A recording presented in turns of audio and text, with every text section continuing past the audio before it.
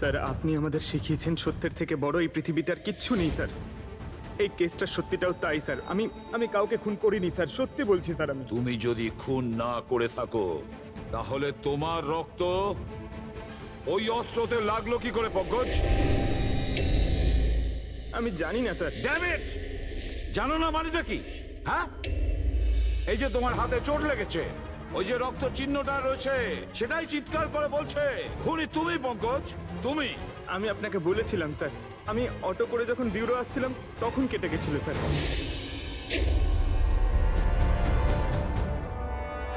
Sir এটাও তো হতে পারে যে কেউ পঙ্কজকে ফাঁসানোর চেষ্টা করছে। পঙ্কজ, যে লোকটা তোমার হাত কেটেছিল হয়তো সেই তোমার রক্তের স্যাম্পল নিয়ে গেছে ক্রাইম সিনে রাখার জন্য। স্যার না স্যার, স্যাম্পল ছিল না ওর কাছে। ও যখন আমার হাত কেটেছিল তখন সঙ্গে সঙ্গে রক্ত বেরোয়নি স্যার। ও চলে যাবার পর আমার রক্ত বেরিয়েছিল। ওর কাছে আমার স্যাম্পল থাকতেই পারে না স্যার। যদি তোমার রক্ত কেউ না নিয়ে থাকে তাহলে তোমার রক্ত ক্রাইম সিনে শুধু একটা কারণেই যেতে পারে পঙ্কজ, আর সেটা তখনই যখন তুমি ওখানে খুন করতে গিয়েছিলে। স্যার এ তো অদ্ভুত ব্যাপার। স্যার পঙ্কজ যদি মিথ্যে বলতো, আমাদের বিভ্রান্ত করতে চাইতো, তাহলে তো বলতেই পারতো যে ওর স্যাম্পল কেউ নিয়ে চলে গেছে, কিন্তু ও আমাদের সত্যি বলল। তাহলে ওর সত্যির কি কোনো দাম নেই স্যার? হ্যাঁ অভিজিৎ, সত্যির অনেক দাম আছে, কিন্তু আপাতত এই কেসের একটাই সত্যি, এই খুনের একজনই সাসপেক্ট, আর সে হলো পঙ্কজ।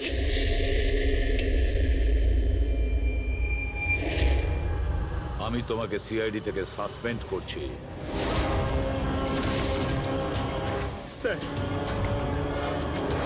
স্যার আমার কথা বিশ্বাস করুন, আমি কিচ্ছু করিনি। আমি খুন করিনি, আমি আমার বাবার দিব্যি করে বলছি স্যার। তোমার গান আর ব্যাচ। স্যার, একজন ছেলে তার বাবার শ্রাদ্ধের দিন কিভাবে তার মিথ্যে দিব্যি কাটতে পারে স্যার? আমি তোমাকে জিজ্ঞেস করিনি ফেডরিক। গান আর ব্যাচ।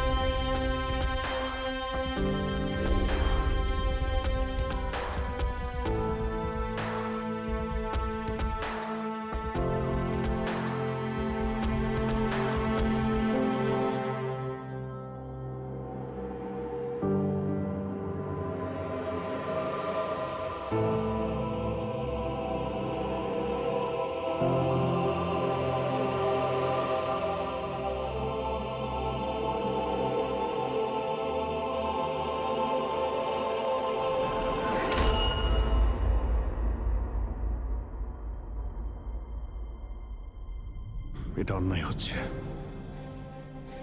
এটা খুবই অন্যায় হচ্ছে। নো অফেন্স স্যার, কিন্তু আপনি আপনি সবসময় আমাদের উপরে এইভাবে সন্দেহ করতে পারেন না স্যার। এটা তুমি কি বলছো অভিজিৎ? কি ভুল বললাম আমি? যখনই কোনো সিআইডি অফিসারকে মিথ্যে ব্লেম দেওয়া হয়েছে আপনি আমাদের উপর কখনোই ভরসা করেন না। এটা তুমি কি বলছো অভিজিৎ? আমি তোমার কাছে এটা আশা করিনি। স্যার আমাদেরও আপনার কাছে কিছু আশা থাকে স্যার। আপনার একটা ইশারায় আমরা যে কোনো মুহূর্তে জীবন দিতে প্রস্তুত থাকি। তাহলে এটুকু আশাও কি অন্যায় যে আপনি খারাপ সময় আমাদের পাশে থাকবেন, আমাদের আপনি সহযোগিতা করবেন? তোমাদের আমি সহযোগিতা করি না? সত্যিটা জানার চেষ্টা করিনি? সত্যিটা জানার চেষ্টা করে অনেকবার আপনি আমাদের আত্মসম্মানে আঘাত করেছেন স্যার। আমাদের দায়িত্ব আর কর্তব্যকে আপনি সন্দেহ করেছেন।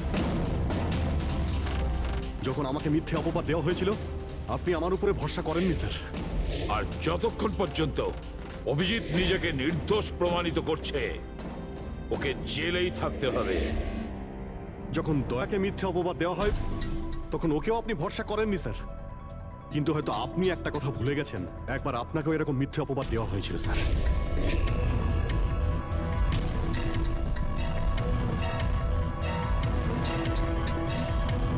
সেই মুহূর্তে আমাদের মধ্যে কেউ আপনাকে সন্দেহ করেনি। আমরা শক্ত দেওয়াল হয়ে আপনার সামনে দাঁড়িয়েছিলাম স্যার, যাতে আপনাকে কেউ ক্ষতি করতে না পারে। তাহলে আমাদের খারাপ সময় কি আপনি আমাদের পাশে দাঁড়াতে পারেন না? অভিজিৎ কোনো অপরাধীর থেকেও বিপজ্জনক একজন ইমোশনাল সিআইডি অফিসার। তুমি ইমোশনাল হয়ে যাচ্ছ অভিজিৎ। আমি তোমাকে এই কেস থেকে সরিয়ে দিলাম।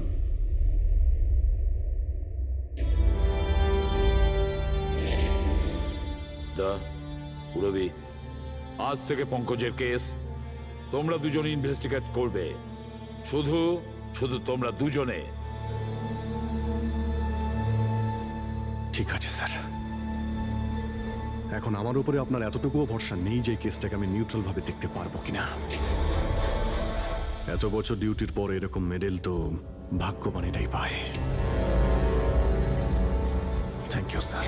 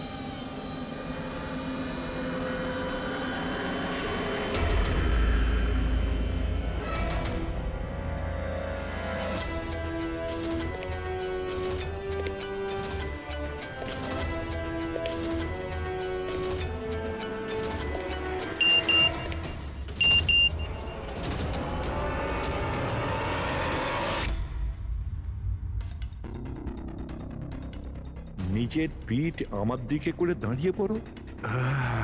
চলো এটাও করে দেখে নি।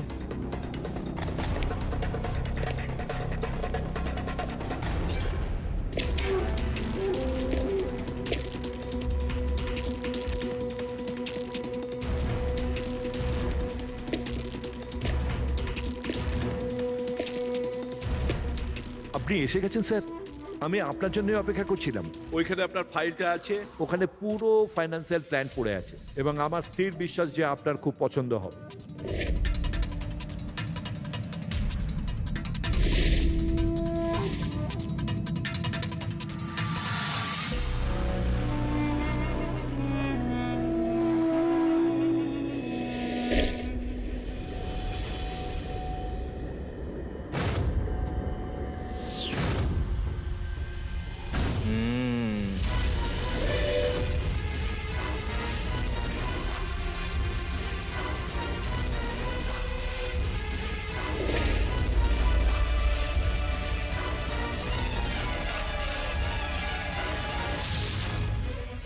আরে এ তো নকল।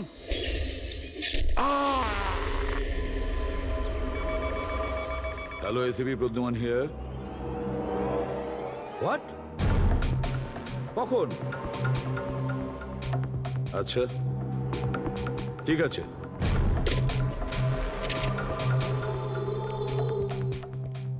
অভিজিৎ, বিক্রম বিজয় খুন হয়েছে। বিক্রম বিজয় মানে ওই কেলেঙ্কারি কেসের? হ্যাঁ হ্যাঁ, ওই বিক্রম বিজয়। আজও আইনকে ফাঁকি দিয়ে পালাচ্ছিল, আর আজও খুন হয়েছে ওরই বাড়িতে। একদিন না একদিন তো এটা হওয়ারই কথা ছিল স্যার। এত শত্রুও পুষেছে ঘরের মধ্যে। Sir I am really sorry sir, একটু লেট হয়ে গেলাম। কি ব্যাপার পঙ্কজ, কোথায় ছিলে তুমি? স্যার আসলে বাবার শ্রাদ্ধ ছিল আজ, তাই মন্দিরে গেছিলাম পুজো দিতে। ঠিক আছে, আর এটা হাতে কি হয়েছে? আরে স্যার আসতে গিয়ে লেগে গেল, তেমন কিছু না, খুব বেশি লাগেনি স্যার। ঠিক আছে, তৈরি হয়ে নাও, একটা মার্ডার কেস এসেছে। আর শোনো,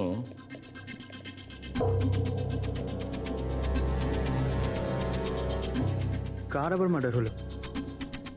বিক্রম বিজয়ের।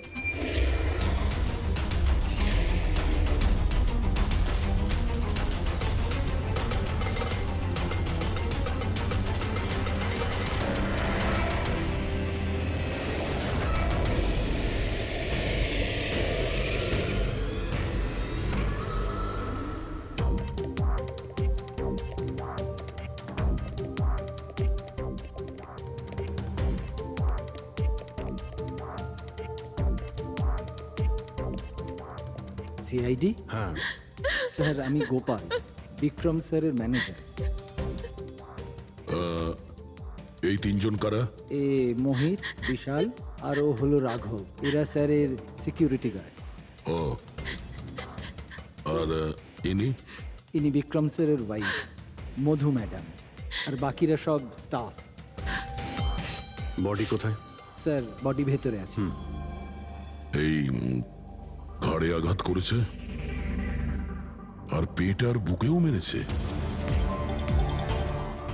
খুনি এটা শিওর হতে চেয়েছিল যে কোনোভাবেই যেন এ বেঁচে না যায়।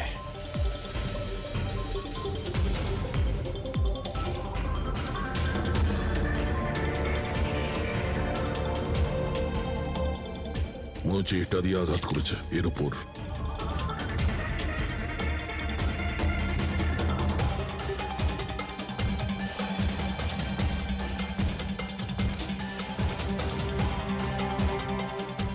বিক্রমের ফোনে শেষ মেসেজটা কোনো আননোন নাম্বার থেকে এসেছিল। নিজের পিঠ আমার দিকে করে দাঁড়াও। পিঠ আমার দিকে মানে ওই লোকটা কি একে নিজের মুখ দেখাতে চাইনি নাকি?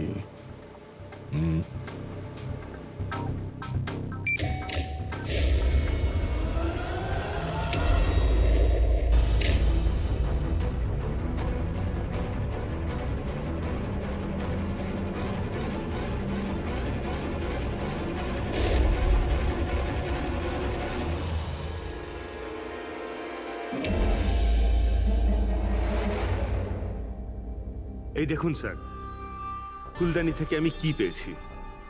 Audio recording device. Audio recording device মানে এই রুমের মধ্যে যা কথাবার্তা হচ্ছিল সেটা কেউ শুনছিল। স্যার, ওর আমি নাম তো জানি না, কিন্তু ও যেভাবে প্রস্তুতি নিচ্ছিল ওটা দেখে তো মনে হচ্ছিল যেন ওনার কোনো বিশেষ ক্লায়েন্ট হবে, আর উনি বিক্রমের সাথে দেখা করতে চাইছিলেন। এই ক্লায়েন্ট বিক্রমের কন্ট্যাক্ট এলো কি করে? স্যার আমার জন্যে ও আগে আমাকে কন্ট্যাক্ট করেছিল।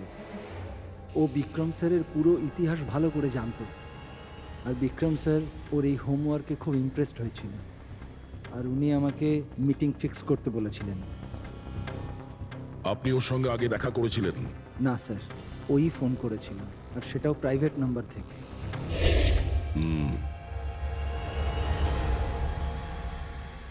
তাহলে আপনারা মিটিং এর আগে সবকিছু দেখে নিয়েছিলেন? হ্যাঁ হ্যাঁ স্যার। ওই রুমটা খুব ভালো করে চেক করে নিয়েছিলেন তো? হ্যাঁ। তাহলে এই অডিওর রেকর্ডিং ডিভাইস এটা রুমের মধ্যে এলো কি করে? স্যার, এটা কোথায় ছিল? ফ্লাওয়ার পটের মধ্যে। ফ্লাওয়ার পটে? ওটা তো তুই চেক করেছিলিস না মোহিত?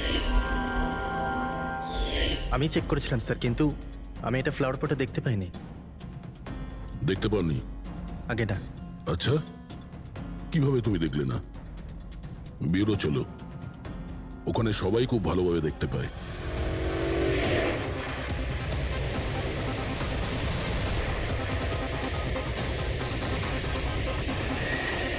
মোহিতের উপর নজর রাখবে। গুলি চালাবে না। কৈলাস স্যার, আপনি? কে ইনি? ইনি সিবিআই অফিসার কৈলাস বাবু। কেমন আছেন স্যার? দারুণ। কি ব্যাপার স্যার, হঠাৎ করে আপনি আমাদের রাস্তা আটকে দিলেন? অভিজিৎ আমার ওই লোকটাকে চাই যে তোমাদের সিআইডির গাড়িতে বসে আছে। মোহিত? ও ও আমাদের অপরাধী স্যার, ওকে আমরা বিউরোতে নিয়ে যাচ্ছি ইন্টারোগেট করার না জন্য। অভিজিৎ, ও অপরাধী নয়, ও একজন সিবিআই অফিসার। কি বলছেন আপনি? এই মোহিত সিবিআই অফিসার? কিন্তু স্যার এ তো ওই বিক্রমের ওখানে গার্ডের চাকরি করছিল। দেখাবার জন্য, সত্যিটাকে লুকোবার জন্য। কিরকম সত্যি স্যার? মোহিত একজন আন্ডার কভার। ও আমার কথাতেই ওখানে ডিউটি করছিল, আর আমার কথাতেই ও বিক্রমের ওখানে রেকর্ডিং ডিভাইসটা লাগিয়েছিল। আর এই কারণে কিছুই বলতে হচ্ছিল না। আন্ডার কভার মরে যাবে কিন্তু প্রোটোকল ভাঙবে না। না ঠিক আছে স্যার, ওই অ্যাকচুয়ালি কিছু জিজ্ঞাসাবাদ তো করতেই হবে, খুনের ব্যাপার তো, জাস্ট জেনারেল জিজ্ঞাসাবাদ। আর আমরা ওই অডিও রেকর্ডিংটা পেতে পারি স্যার? আমরা জানতে চাই যে খুনি আর বিক্রমের মধ্যে কি কথা হয়েছে। আপনি এসে গেছেন স্যার, আমি আপনার জন্য অপেক্ষা করছিলাম। ওইখানে আপনার ফাইলটা আছে, ওখানে পুরো ফাইন্যান্সিয়াল প্ল্যান পড়ে আছে এবং আমার স্থির বিশ্বাস যে আপনার খুব পছন্দ হবে। এটা নকল। মনে হচ্ছে এই বিক্রম বিজয় খুনিকে চেনে, সেই কারণে খুনি ওকে নিজের মুখ দেখতেই দেয়নি। আর যখন বিক্রম জানতে পারে যে যে টাকাগুলোকে দেওয়া হয়েছে সেগুলো নকল, তখন সে বিক্রমকে খুন করে আর ব্যাগ নিয়ে চলে যায়। একটা কাজ করি আমরা, এই মোহিতকে, আন্ডার কভার পুলিশকে কিছু জিজ্ঞাসাবাদ করি। আই এম সরি স্যার, এই কেসটা এখনো বন্ধ হয়নি। এই জন্য আমি যদি আপনাদের এর থেকে যদি কিছু বেশি বলি তাহলে প্রোটোকল ভাঙা হবে, হুইচ আই ডোন্ট ওয়ান্ট। দেখো মোহিত, আমি তোমার প্রোটোকলকে রেসপেক্ট করি। এমন তো কিছু পেয়েছো তোমার ইনভেস্টিগেশন চলাকালীন যেটা হয়তো তোমার প্রোটোকলের মধ্যে পড়ে না, আর সেই জন্য তুমি আমাদের কিছু বলতে পারো। কিছু তো একটা বলবে যে সূত্র ধরে আমরা খুনি পর্যন্ত পৌঁছতে পারি। আমি আপনাদের শুধু এটা বলতে পারি যে গত কয়েক বছর ধরে সিবিআই এই বিক্রমের পিছনে পড়েছিল। আজ থেকে 15 বছর আগে, সাল 2002-তে সিবিআই এক আন্ডার কভার অফিসারকেও বিক্রমের পিছনে লাগিয়েছিল কিছু বিশেষ প্রমাণ জোগাড় করতে, কিন্তু কিছু পাওয়া যায়নি। আর আনফর্চুনেটলি আমাদের এই অফিসার মারা যান।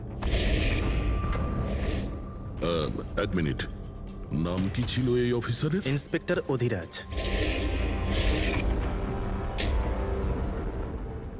ইন্সপেক্টর অধিরাজ?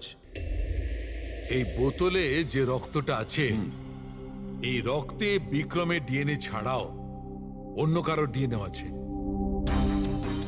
বিক্রমের ডিএনএ ছাড়াও অন্য কারো ডিএনএ আছে? তুমি বলতে চাইছো অন্য কেউ ছিল? কে ছিল সালুকে? ক্রিমিনাল ডাটাবেসের সঙ্গে কম্পেয়ার করে দেখেছিলে, ম্যাচ করে দেখেছিলে তুমি? তার দরকার পড়েনি। প্রয়োজন ছিল না কি বলছো সালুকে? সেটা কার ডিএনএ? ওই ডিএনএ হ্যাঁ, পঙ্কজের। হোয়াট? ওই ডিএনএ পঙ্কজের? আমাদের পঙ্কজের? আমাদের পঙ্কজের। এটা কি করে হতে পারে? সিআইডি অফিসার হলো পঙ্কজ। সিআইডি অফিসার পঙ্কজ খুন করতে পারে? আমাদের একজন অফিসার খুনি? কিন্তু স্যার, পঙ্কজ কেন খুন করতে যাবে? সেটাই তো, সিআইডি অফিসার কেন খুন করতে যাবে? স্যার, বিক্রমের বাড়ির থেকে 1 কিলোমিটার দূরে পুলিশ একটা বেবারিশ মোটরসাইকেল পেয়েছে স্যার। কার মোটরসাইকেল ছিল ওটা? স্যার ও পঙ্কজের ওটা।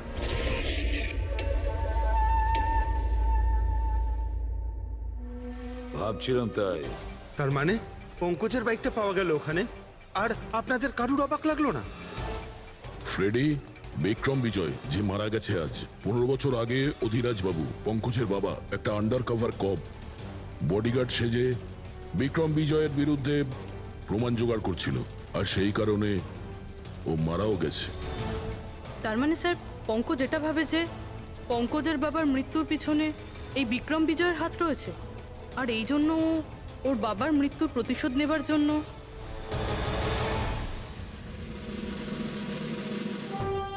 পঙ্কজ এখন কোথায়?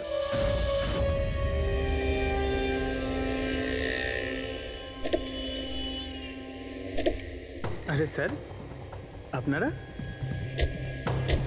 আরে এই প্রশ্নটাই তো আমরা তোমাকে জিজ্ঞেস করছি। তুমি এখানে কি করছো?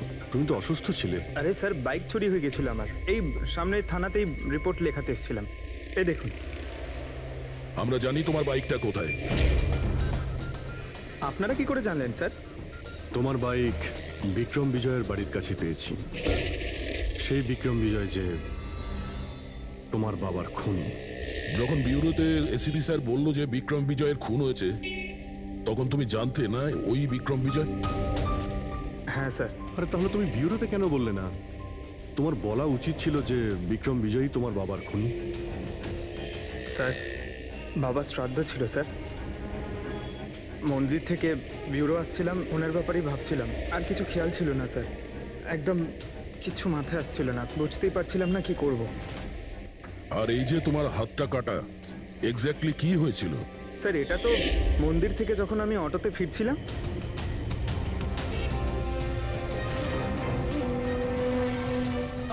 কি হলো স্যার? তাহলে একজন অচেনা লোক আঘাত করে চলে গেল, হ্যাঁ?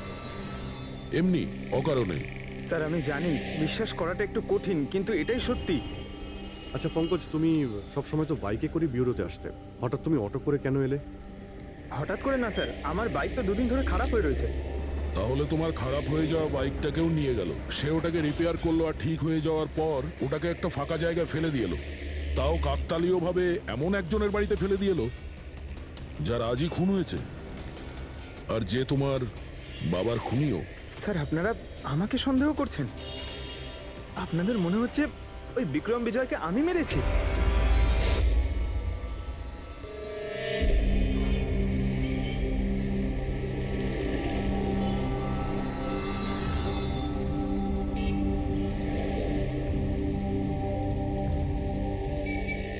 যদি এই পঙ্কজ নিজের বাড়ি থেকে বিক্রম বিজয়ের বাড়িতে যায়, তো এখানে এই জাংশন থেকেই গিয়েছে।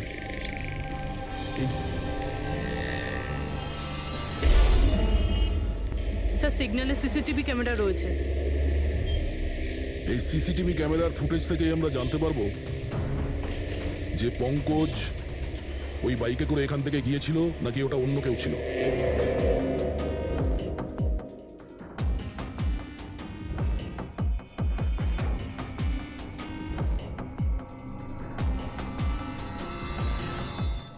এক মিনিট রিওয়াইন্ড করো,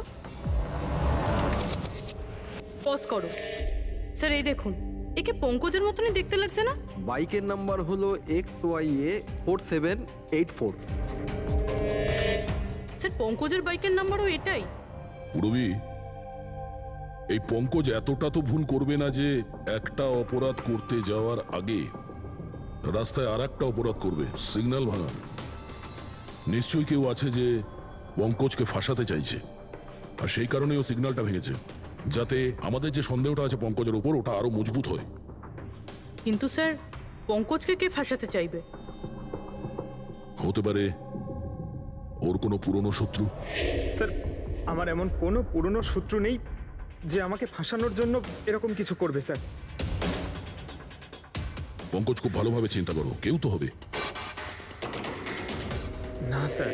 যদি তোমার কোনো শত্রু না থেকে থাকে, তাহলে এই খুন তুমিই করেছো। তুমি নিজের বাবার মৃত্যুর প্রতিশোধ নিয়েছো তুমি, আর সেটাও ওনার মৃত্যুবার্ষিকীতে। স্যার, আমার প্রতিশোধ নেবার কোনো মেন্টালিটি নেই স্যার।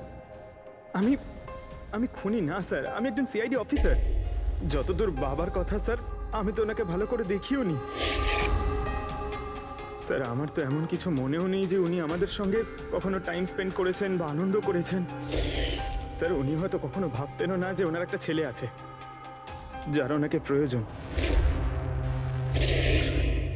তার মানে হলো তোমার বাবার সঙ্গে তোমার সম্পর্ক ভালো ছিল না?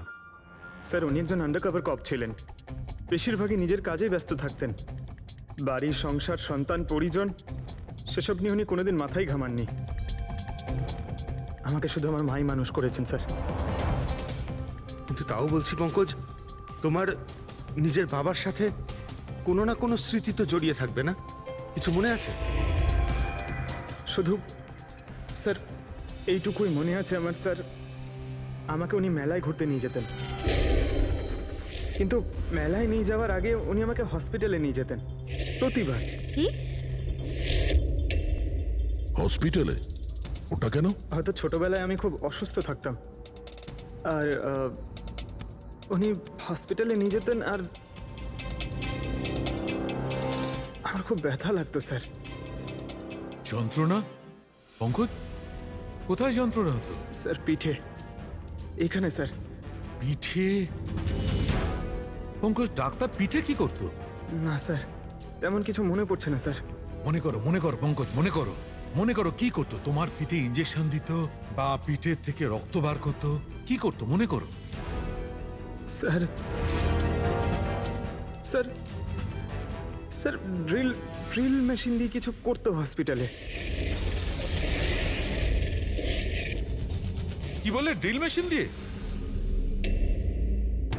আর তারপরে তোমার পিঠে যন্ত্রণা হতো? খুব ব্যথা করতো স্যার, আমি তো এক সপ্তাহ ঠিক করে বসতে পারতাম না। আর তারপর বাড়ি যাবার পর তোমার ঘুম পেত, অদ্ভুত কিছু মনে হতো, মাথা ঘুরতো? হ্যাঁ স্যার। স্যার মেলায় যখন আমি ঘুরতে যেতাম তখন ঘোরের মধ্যে থাকতাম স্যার, সারাক্ষণ মাথাটা ঝিমঝিম করতে আর ঘুরতো স্যার। কিন্তু স্যার এই কথাটার কেসটার সাথে কি সম্পর্ক? সম্পর্ক আছে বস। আমার মনে হচ্ছে এর বাবা এর খুব কম বয়সে এর বোন ম্যারো ডোনেট করে দিয়েছিল। কিন্তু স্যার বাচ্চাদের বোন ম্যারো ডোনেট করা তো বেআইনি কাজ। বেআইনি কাজ, কিন্তু আমার মনে হচ্ছে বস টাকার জন্য বা যে কোনো কারণেই হোক ওই ডক্টর এর বাবার জন্য এই সমস্ত করেছে। সেটা বুঝলাম স্যার, কিন্তু আমি এখনো এটা বুঝতে পারছি না যে ওই ঘটনাটার এই কেসের সাথে কি সম্পর্ক। কানেকশন এইটা পুরোপুরি, যখন কাউকে বোন ম্যারো ডোনেট করা হয়ে থাকে তখন যাকে বোন ম্যারো ডোনেট করা হয়েছে সেই ব্যক্তির হিউম্যান কাইমারিজম হয়ে যায়। হিউম্যান কাইমারিজম? এটা কি ডক্টর সালুখে? মনে করো যে লোকটাকে বোন ম্যারো ডোনেট করা হয়েছে সেই ব্যক্তিটির শরীরে দুটো ডিএনএ তৈরি হয়ে যায়। একটা ডিএনএ সেইটা যেটা ওর নিজের অরিজিনাল, আর দ্বিতীয় ডিএনএটা তার যার বোন ম্যারো তাকে ডোনেট করা হয়েছে তার। তার মানে ডক্টর, পঙ্কজের বোন ম্যারোটা যে পেয়েছে তার রক্তেও এই পঙ্কজের ডিএনএ আছে? এক্স্যাক্টলি দয়া বস, আমার মনে হচ্ছে সেই ব্যক্তিটা একটা বিশেষ লোক যার জন্য পঙ্কজের বাবা এই কাজ করেছিলেন। এমন কোন বিশেষ লোক যে পঙ্কজের বাবা ইন্সপেক্টর অধিরাজের খুব কাছের মানুষ ছিলেন, আর তার মৃত্যুর প্রতিশোধ নিতে গিয়ে ও একটা খুন করে বসে। কিন্তু কে?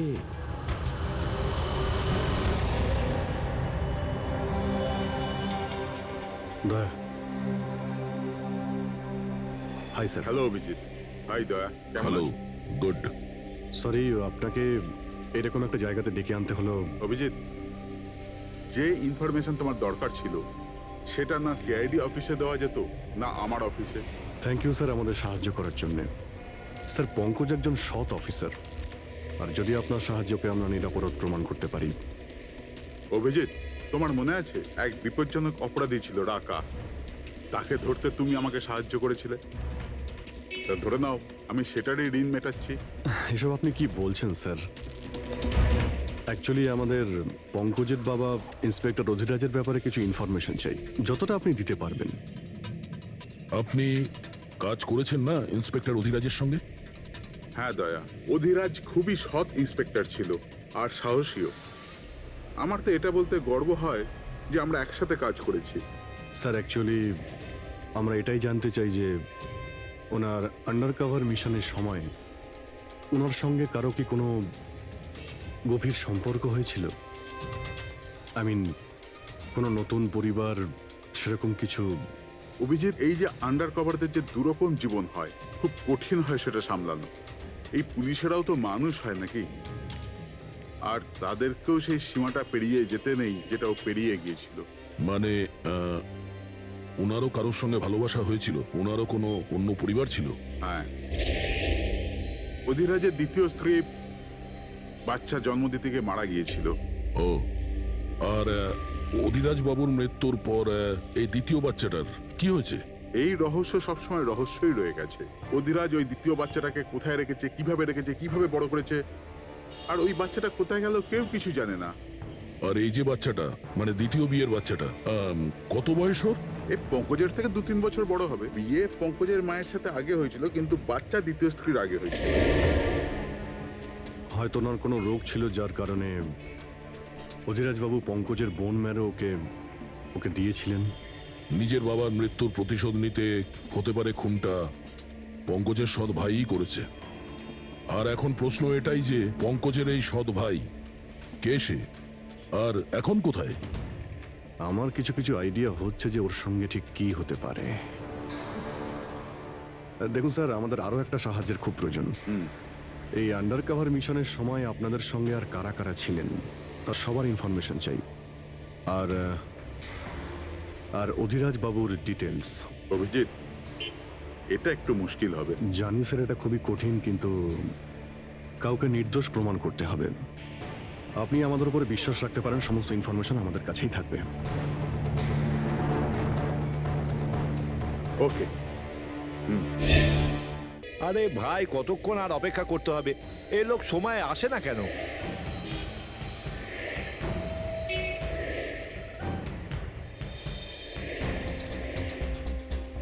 আরে ভাই, আধ ঘন্টা ধরে অপেক্ষা করছি। আজই আমার পুরো টাকা চাই। আজই আমাকে এই শহর ছেড়ে দিতে হবে। তোর হিসাব তো আমি আজ এখনই এই মুহূর্তে করব।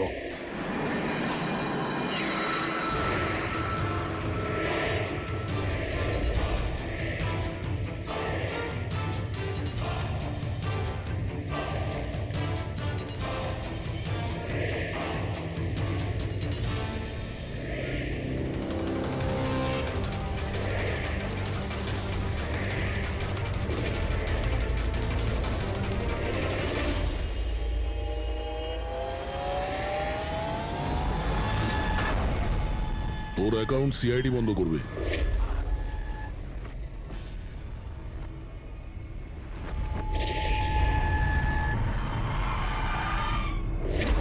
বাবার ধার মেটানো প্রত্যেক সন্তানের কর্তব্য, আর যে ছেলেটা করে তাকেই ভালো ছেলে বলা হয়, আর সেটা হলাম আমি। তুমি তো কিছু করনি, আমি নিয়েছি আমার বাবার মৃত্যুর বদলা। দেখো মোহিত, তোমাদের বাবা ইন্সপেক্টর অধিরাজ একজন সৎ, একজন কর্তব্যপরায়ণ পুলিশ অফিসার ছিলেন। কি ভাবছিলে তুমি তোমার মতন একজন অপরাধীর বাবা হয়ে গর্ব করতেন, নাকি পঙ্কজের মতন একজন সৎ সিআইডি অফিসারের উপর? তার সত্যি কথা বলতে তো বাবার সব সময়ই এই পঙ্কজের উপর গর্ব ছিল, আর ভালোবাসতো একেই বেশি। আমাকে তো উনি অনাথ আশ্রমে দিয়ে দিয়েছিলেন স্যার, যাতে ওনার দ্বিতীয় পরিবারের ওপর কোনো আঁচ না আসে। তুমি যখন এই কথাটা জানতে আমাদের কাছে এলে না কেন? আমি তো তোমার ভাই, একসঙ্গে ধরতাম বিক্রমকে, তাও আইনের পথে। চাই না আমার তোমার সাহায্য। আমাদের বাবার হত্যাকারীকে কিভাবে ধরতে হবে, কিভাবে ওর উপর প্রতিশোধ নিতে হবে, এর প্ল্যানিং আমি আগে থেকে করে রেখেছিলাম, অনেক দিন থেকে। আর এটাই হলো কারণ আমার সিবিআই অফিসার হওয়ার। আর ঠিক আমার বাবার মতোই একটা আন্ডারকভার মিশনে গেছিলাম ওই বিক্রমের বিরুদ্ধে, কিন্তু এইবার তাকে সাজা দেওয়ার জন্য নয় স্যার, বরং ওকে শেষ করার জন্য। একজন সিবিআই অফিসার হয়েও তুমি অপরাধ করেছো। তোমাদের মতো অফিসারের জন্যই সবাই আইনের উপরে ভরসা করতে পারে না। এই কাজে কেতন তোমাকে সাহায্য করেছিল না? হ্যাঁ স্যার, কেতনও আমার বাবার সাথে কাজ করত। সেও একজন আন্ডার কভার অফিসার ছিল। সেই আমাকে সবকিছু বলেছে। আর তার বলাতেই আমি জানতে পারি যে ছোটবেলায় আমার একটা অপারেশনও হয়েছিল। আর যখন তুমি জানতে পারলে যে তোমার রক্তে দুটো ডিএনএ আছে, একটা তোমার আর একটা আমার, তুমি খুন করে আমাকেই ফাঁসিয়ে দিলে। হ্যাঁ, আর এই জন্য আমার রক্ত বার করে আমি অস্ত্রের ওপরে ছড়িয়ে দিয়েছিলাম। আর তারপর তোমার হাত কেটেছিলাম, যাতে এক তীরে দুই পাখি মরে। আমার দুই শত্রু, আমার বাবার হত্যাকারী ওই Vikram. Hello Kailash sir. Sir, আমি বিক্রমের রুমেতে অডিও ডিভাইস লাগিয়ে দিয়েছি।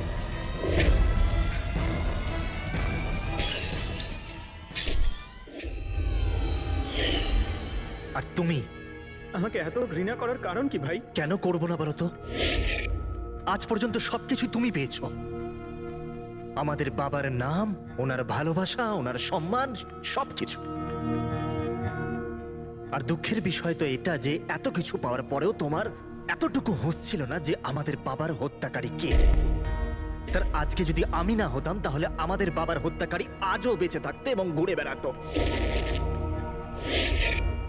আর তুমি কি পেলে মোহিত? জেল। আর খুন করে তোমার বাবা কি পেল মরার পরে? লজ্জা? স্যার, একটা প্রশ্ন করতে পারি আপনাকে? আপনারা আমার কাছে পৌঁছলেন কি করে?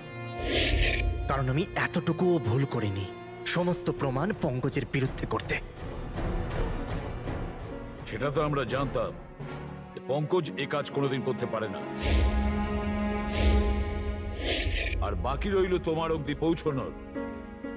যখন আমরা দুটো ডিএনএর খোঁজ পেলাম, আমরা তোমার বাবা ইন্সপেক্টর অধিরাজের ব্যাকগ্রাউন্ড চেক করলাম। সেখান থেকেই আমরা জানতে পারি যে ওনার আরো একজন ছেলে আছে,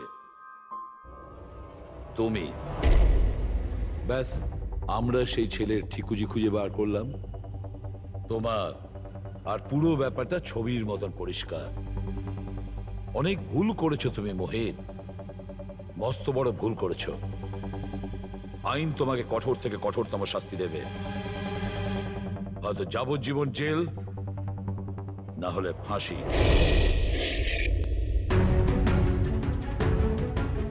ফ্রেডরিক,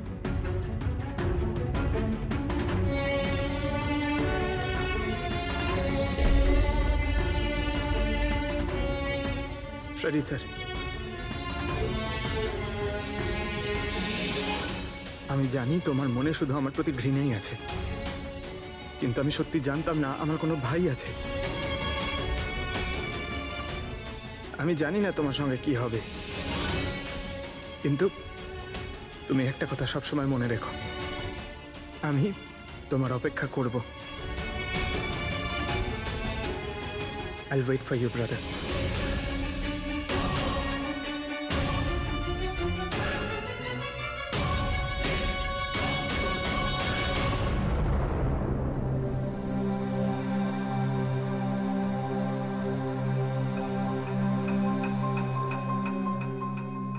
পঙ্কজ, দেখো, তোমার যে ভালো দিকটা আছে না, সেটা কিন্তু বাঁচিয়ে রাখবে খুব ভালো করে। Welcome back to CID. Thank you sir. Sir, I am sorry sir, আপনি ঠিকই বলছিলেন।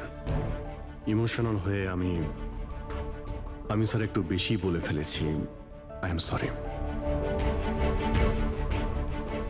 দেখো অভিজিৎ, তোমরা সবাই আমার কাছে শুধু সিআইডি অফিসার নও, তোমরা আমার গর্ব, আমার আত্মবিশ্বাস, তোমরা আমার শক্তি। তোমরা আর এসিবি প্রদ্যুমান আজ পর্যন্ত নিজের শক্তিকে সন্দেহ করেনি, না কোনোদিন করবে। সময় তো সব সময়ই মানুষের পরীক্ষা নেয়, কিন্তু কর্তব্যের পথে চলার সময়